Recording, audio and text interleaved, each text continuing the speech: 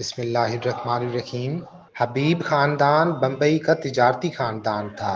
حبیب group کی اپنی web site کے مطابق گجرات کے جام نگر کے اسماعیل علی، جنہوں نے بمبئی میں ایک برتنوں کے کارخانے سے کاروبار کا آغاز کیا تھا، ان کے بیٹے حبیب اسماعیل نے ہاؤس آف حبیب کی بنیاد رکھی تھی۔ ویب سائٹ کے مطابق کم عمری میں ہی والد کی وفات کے بعد حبیب کو اپنے انکل قاسم محمد، جو پیتل اور تانبے کے برتن بناتے تھے، کے ساتھ ان کے کاروبار میں شامل ہونا پڑا، جو کھوجا مٹھا بائی ناتھو کے نام سے جانا جاتا تھا۔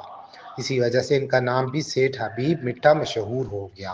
ویب سائٹ کے مطابق 1912 میں حبیب خاندان ویانا اور جنیوا میں دفاتر کھول چکا تھا، اور 1941 میں 25,000 روپے سے حبیب بینک لمیٹڈ بمبئی نے کام کرنا شروع کیا۔ اس گروپ کی ویب سائٹ کے مطابق پاکستان کے قیام کے بعد محمد علی جناح کی ذاتی درخواست پر حبیب بینک کو کراچی منتقل کیا گیا، اور جب ریزرو بینک آف انڈیا نے پاکستان کے واجب الادا 90 کروڑ روپے ادا نہیں کیے، تو حبیب خاندان کے محمد علی حبیب نے محمد علی جناح کو ایک خالی چیک تھما دیا، جس پر بانی پاکستان نے 8 کروڑ روپے کی رقم لکھی۔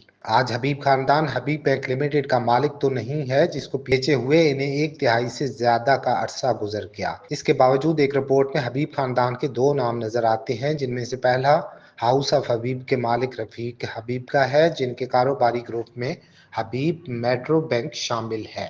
ہاؤس آف حبیب کی مارکیٹ کیپٹلائزیشن 1.2 ارب ڈالر ہے۔ ان کے علاوہ عباس حبیب، جو الحبیب بینک کے مالک ہیں، بھی اس فہرست میں شامل ہیں۔ اس بینک کی مارکیٹ کیپٹلائزیشن 743 ملین ڈالر ہے۔